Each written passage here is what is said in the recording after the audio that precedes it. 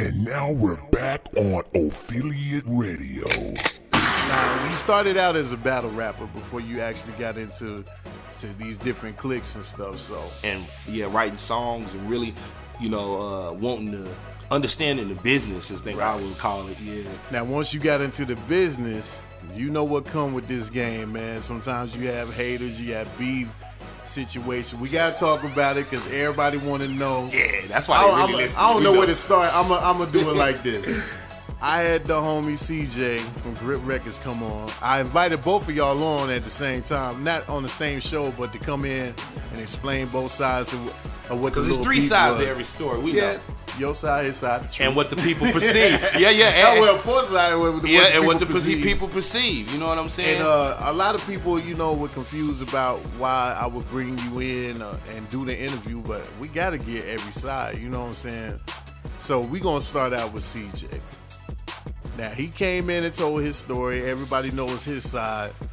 Now we need to get to how did you perceive what went down, or how did it? Because I know you told me you got actual factual evidence. It's facts over bullshit today. Okay. The reason why, I want to expose this situation because, like I told the nigga in the text, I got inboxes on you from 2009. You know what I mean?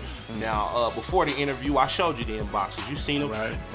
In this interview, pay attention because I'm gonna take a picture of the inboxes and it should be a shot right there. Yeah, we're gonna put it on the screen. Pop it up right here, right about now. You should be seeing a picture of how everything started, right? Okay. Now, in this, situation, you know what I'm saying? Now, in the whole PTH transition to Aviators, I dropped the mixtape 405 ways. Now, now, mind you, out of all these transitions, I continued to stay working, putting out music, singles, and then I got into the visual, the viral thing, putting out videos. So I'm staying working.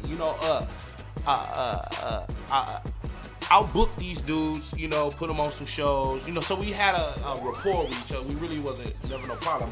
Like I said, you'll see the inbox where we cool, you know what I'm saying? It's not really a problem. But the real drama starts in this year, 2012, where he inboxes me saying that I heard that you had some stuff to say about it. Now, we as grown men, you never approach a grown man with some I heard. You know what I mean? Because any real nigga gonna tell you off the rip, I don't give a fuck what you heard. I'm gonna tell you from my face to your face, nigga. If I had a problem with you, I would tell you to your face. Because there's no reason why I would fear telling you I don't like you, I don't like your music. Why would I tell you that and I booked you? Put you on stage to perform.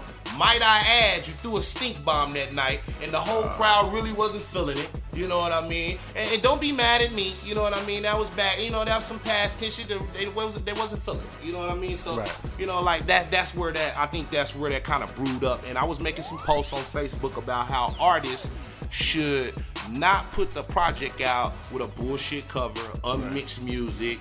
Don't hand me a CD with a black magic marker that says MC, I just wrote this up. You know what I mean? Put your product out in the proper manner. So that's why I went on this onslaught on Facebook where I was always posting stuff to, keep in mind artists like, don't put that whack shit out. Mix your shit, master your shit, go get a photo shoot. You know what I'm saying? Do your shit right. You know what I'm saying? You want people to respect you in this shit, then respect the people that came before you, that put in all the work for you to put out your shit properly. Don't take us back, backwards. And that's what my whole onslaught with the Facebook shit was. And then let's clear up something else. The local joker term. When I speak on local joker, that's what I mean. You're a local joker if you putting out music that ain't pressed up right, with the proper cover, mixed and mastered. Don't get mad at me, my nigga. Don't take it personal. Step your shit up. Yeah, you know what I'm saying? Go get a better photo shoot. Get your shit mixed and mastered. Now what can somebody say? They can at least respect you for spending the money to put out your shit properly. Cause I didn't. When I go to the clubs, niggas give me CDs all day long, and when I see some shit that's pressed up right, I'm impressed. I'm like, I puts it in. I give it a listen. But if you hand me some shit that ain't, it's like a disrespect to my craft. You know what I mean? Yeah. I ain't gonna lie to you, because I do this shit and I take it wholeheartedly, so it's like, don't put that shit, don't pollute don't pollute our market with this bullshit, Make people respect us. We already rappers in a market where people don't give a fuck. You know what I'm saying? Let's rebuild that. Let's restore some value here by putting some value out. So that's where all that came from. Okay. So I drop a track called Flying For You. You know what I'm saying? Now, you know, this is after I, you know, then dropped 405 Ways, 2 years, like a year, 2.5, like a year and a half, 2 years passed, and I started working on my new project, The Lift Off. Because I had dropped the Aviators mixtape in between, you know, my solo project, the 405 Ways, then we dropped the Aviator mixtape. You know what I'm saying? And that was a group, that was in 2011. And it got nominated for some street, you know, music awards. But after that, you know, in 2012, I said I felt it was time for me to drop another solo project. You know what I mean? Because, you know, I came in this game by myself, you know, and being able to function on my own is something that I hold highly. You know what I'm saying? I don't need a team or a group of niggas to validate who Rock Bottom is. You know what I'm saying? Rock Bottom is always gonna be that nigga to do what he need to do regardless. You know what I'm saying? So I dropped Flying For You, and you know, I gave you a copy of that. You can play it for the people, give them an understanding of why he felt I was talking about him. You know what I'm saying? And the track comes out, I make a comment where I say, so if you thought one mixtape will make you a great, unmixed, stand mastered, you made a mistake. That ain't Flying For You. Now, I did not say the greats.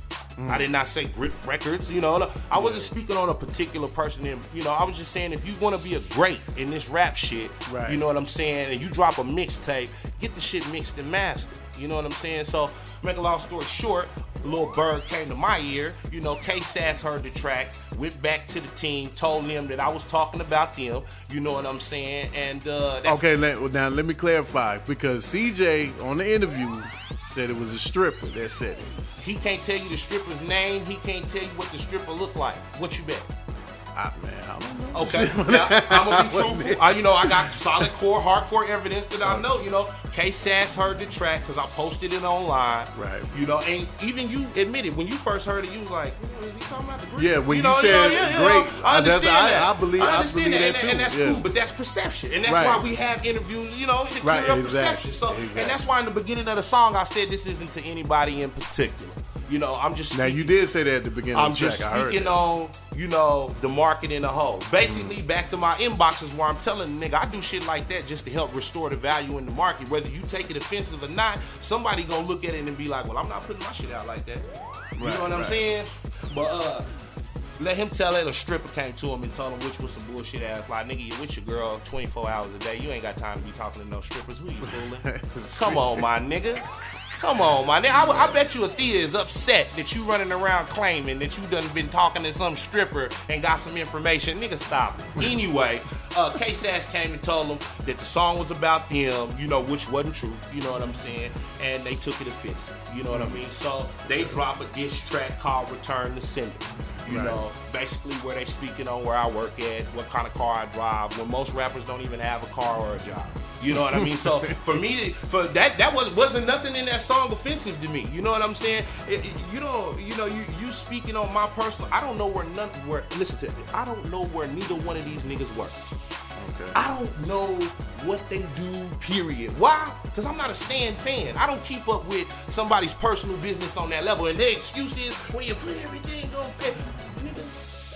God gave you the gift of choice. So you mean to tell me you're choosing to pay attention to my life? And, you know, so when they dropped it, it just showed me how hotter I was. You know, how I was like, I analyzed it. I was like, they paying too much attention to my life because I don't know nothing about these niggas. You know, other than the fact that they claim some female, which I know ain't true. You know, so the nigga inboxed me saying he heard, and you know, me being the man I am, my father raised me, homie. Like I'm all man, my nigga. Like I ain't with that feminine shit. You know, the nigga, I approached the nigga back like, nigga, first off, you don't approach me with no, you know, he say, C-Shay. Like I said, we gonna get pictures of the inboxes, and I want you to give them 60 seconds to, you know, something just to pause so they can read the inboxes they self. Where I basically checked the nigga for saying, don't approach me with no he say, she say. You know what I'm saying? And the nigga gets upset, your condescending tone. Yes, I got a condescending tone, nigga, because you're coming at me with some he say, she say. And that's the shit we don't practice over here. You know what I mean? So I dismissed this whole little rant about him. Really, you know, he was in a hiatus. Right. He hadn't had nothing new out. O City had came out like 09, 2000.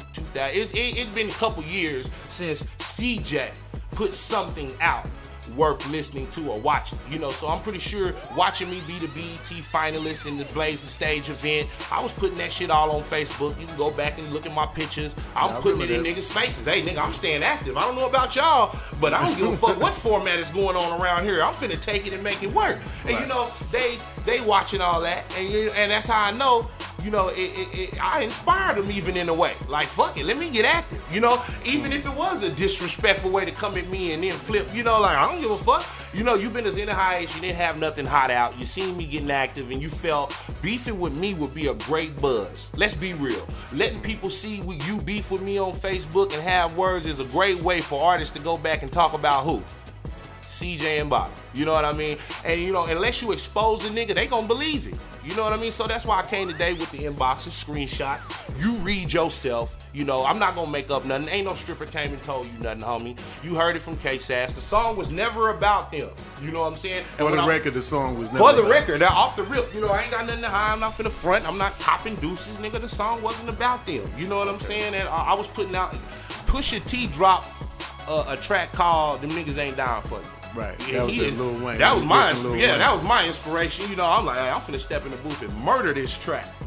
So now when the Greats dropped their track, Return to Sender, you heard the track. Whack. But I mean, it was Garbito.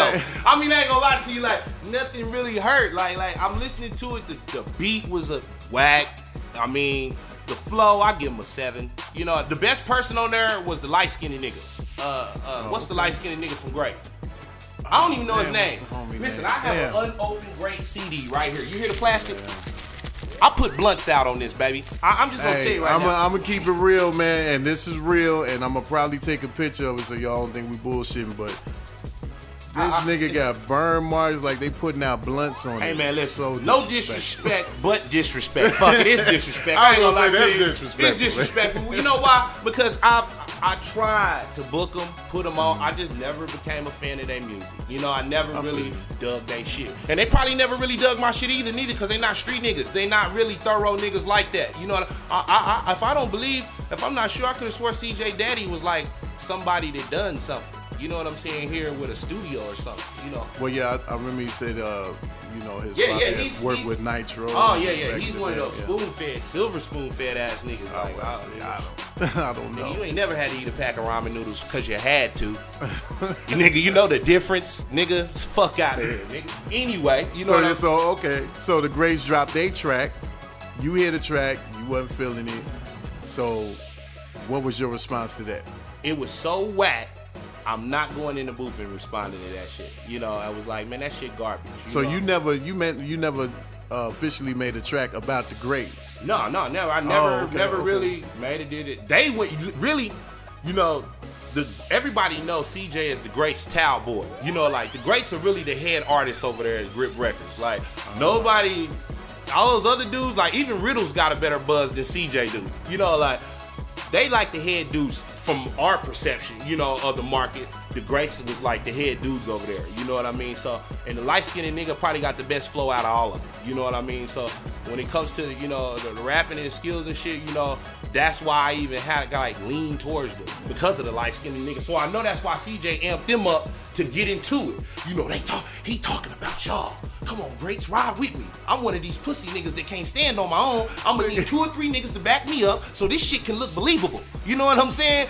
We know what you're trying to do. You're trying to put that jacket out there, and it's not gonna work, my nigga. I want you to explain these inboxes, you know, like, cause I know I'm pretty sure you're gonna tell people like I just made them up. But how was I able to get to your computer and send a message to my computer? Cause that's the only way you gonna make an inbox with somebody's name, time, and date on the motherfucker. I'm not sure you can fake that. Man, you can't fake no inboxes. Like I said, you went from praising me to disrespecting me all in a matter of a year. You know what I mean?